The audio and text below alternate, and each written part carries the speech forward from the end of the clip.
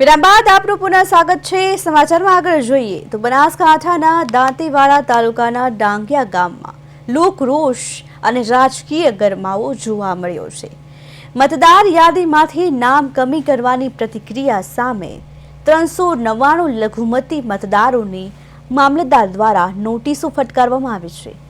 ગ્રામજનોનો આક્ષેપ છે કે બાહ્ય વ્યક્તિની ખોટી અરજીઓ પર તેમનો ટાર્ગેટ કરવામાં આવે છે અને જે તેમના બંધારણીય અધિકારોનું ઉલ્લંઘન છે। રોષથી ભરાયેલા આ ગામવાસીઓ મોટી સંખ્યામાં મામલતદાર કચેરી પર ધડાકાભેર એકત્ર થયા છે અને ઉગ્ર વિરોધ પ્રદર્શન કર્યું છે।